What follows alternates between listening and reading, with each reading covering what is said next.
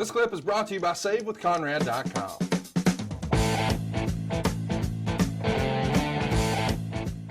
Let's talk about who knew and who didn't know. You know, as the story goes, you were asked to go talk to Shawn the night before and show him a thing or two in case he needed to protect himself.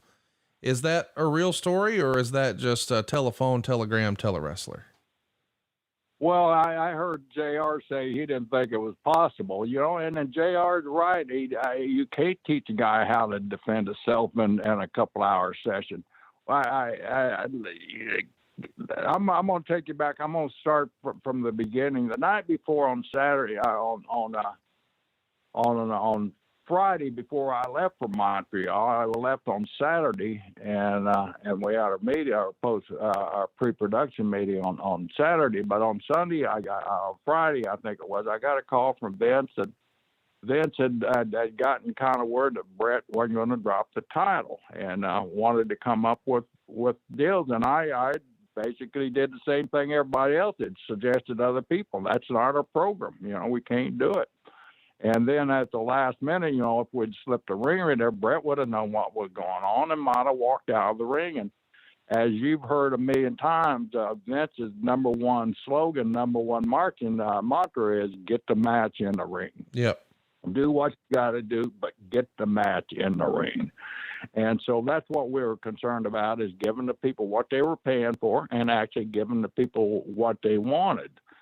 So I made the trip up to Montreal, as we all did, for a pre-production meeting on Saturday night. There's the usual group of suspects in there from Vince, Kevin Dunn, the TV producer, and J.R. Cornette, Bruce, and all the agents that was working that show, Pat and everything. And Pat was assigned, as he usually was, the Bret and Shawn match, because Pat was a great negotiator with these two kids. They both had the utmost respect for Pat, so Pat usually handled that match. So we went through all the list of deals, and I thought we were going to be on video here too. So I even wore a Survivor Series shirt and have my run sheet from that particular Survivor Series. So we ran through all the deals, and we got to the last match. And everybody was kind of waited with the old bated breath, you know, to see exactly what we were going to do. And, you know, I didn't have time because Vince got to Montreal late, as he usually does. And by the way, I had to wait for another billionaire to get on this call and ran me 30 minutes late. But I'm used to dealing with you type of people there. So we had a production meeting. We got down to that last match. Last match, Bret Hart versus Shawn Michaels for the title.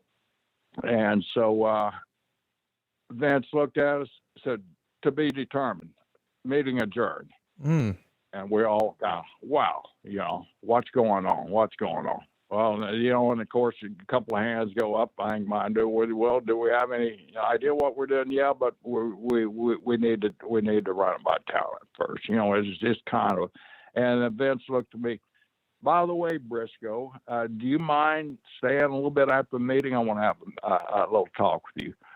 And I'm thinking, oh, wow. All of a sudden, you know, I start thinking, well, what the hell have I done? You know, I'm going to get fired. You know, I'm thinking the worst, because the boss wants to talk to me after a 3-hour production meeting. You know, what can it be? What did I do? You know, I'm thinking the world's worst, you know, that, you know, I've done something.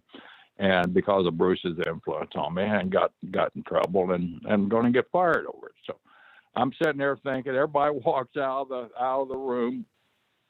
So our conference room we had was a real big one of those hotel ballroom type deals, and it has a bathroom down the end. So Vince gets up after everybody leaves. There's 2 doors to it. He goes to one door, and I see him lock that damn door. He goes to the other door, I see him lock that door. And I'm thinking, what the hell? Are we going to get in a fight here too? I mean, I'm starting to wonder what he wants to do with me. I mean, it's a little different routine than what usually happens. Then there's a bathroom towards the back. He walks all the way to the back of the room, opens the bathroom door, looks in, closes it, just to look to see if anybody's there. And then finally he comes down and he sits down next to me. He said, "We have a situation here that I kind of filled you in a little bit on Friday night." He said, "We're going to have to take the belt off of Bret tonight, and we're going to have to do it our way." And I'm well, what exactly do you mean? He said, "He's not going to drop the title here in Canada." And so I'm like everybody else. I'm trying to come up with solutions, because I've been thinking about it. We had Detroit coming a couple of days later, but the word had got out that Bret wasn't going to do it there because it was right across the river from Canada. Well, this isn't the first time, and this is a story here, Conrad, that you're getting an exclusive from, that this isn't the first time that Bret had refused to drop a title because his fans in Canada. We're over in Bahrain. Now, you know where Bahrain is? It's that little island right off Saudi Arabia, right? Okay. You know where it's at? Yes, right? sir. Yes, sir. So we're running an outdoor show there. It's kind of a bought show. We were doing, we were selling our shows to a lot of those sheiks over there back in those days. This is probably the summer before this happened, so it's the same year. So Bret, we'd had a tournament come down with Bret and Undertaker as the main event, and it wasn't a title match. It was just a Bahrain tournament. We had a Kuwaiti tournament. We had all these different tournaments when we go to those little countries over there. So Bret said, I'm not going to drop the match here. I can't get beat here. And I'm thinking, man, we're in the middle of nowhere. And I said, Bret, why aren't you? Why? It's the Undertaker. He said, there's too many fans. And granted, there was a contingent of Canadian soldiers in attendance here. So he was right on that aspect. There was some Canadian soldiers, but most of the people were native people there. So it wasn't like it was overwhelming and maple flags flying everywhere, Right. So, and we're 10,000 miles away from anywhere, and back in those days, there was no social media or anything like that. So, what the hell? So, and this is early. So, of course, I made my phone call to Vince, and Vince said, just get the match into the ring, And Undertaker, I'd slipped with Undertaker when he came in. He kind of likes to know what he's going to do so he can start developing a game plan in his head during the course of the event there. And I've never told this story, like I said before, being there, Connie. This is a scoop for you. So after I talked to Vince, Vince said, talk to Taker, and you guys just get the match in the ring. Do what you got to do, but get it in the ring. Then, it's the last night of the tour, and then get the hell out and come on home. I feel strongly that saving money is important. If it's not something we worry about now, boy, we are really going to worry about it later. And I want to help you get out of debt faster and do it with cheaper monthly payments. I'm talking to you if you're in a 30-year loan.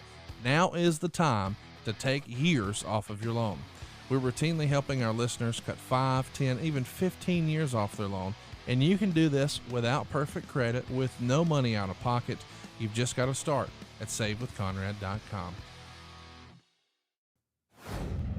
We'll deal with it then. So I go over to Taker, and I sit down and Taker, and I tell Taker, what's going on. And Taker, you don't want to drop the title to me? I said, no.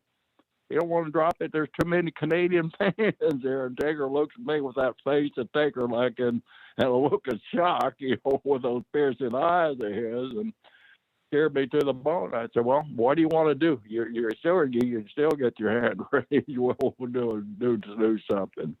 He said, to hell with it. I'll just put him more. So that's the professional that Taker is.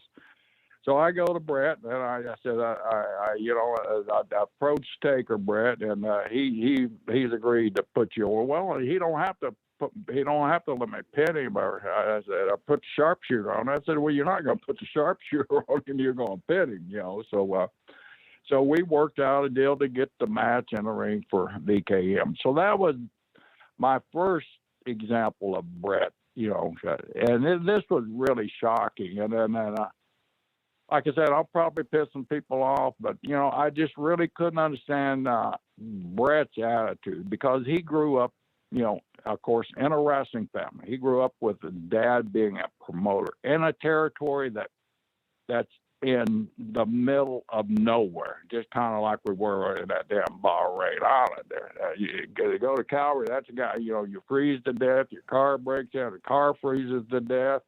It's a miserable place in the wintertime. It's a beautiful countryside, but it's a miserable place in the wintertime, as everybody knows. And so I just think back, what would Stu Hart had done? Hey, it's Conrad Thompson. Thanks for checking out the podcast here on YouTube. Be sure to hit the subscribe button and the notifications bell so you get a notice anytime we upload some new content. And go save yourself some money right now. If you're in a 30-year loan or you have credit card debt, it's not a matter of if I can save you money. It's a matter of how much. Find out right now for free at SaveWithConrad.com.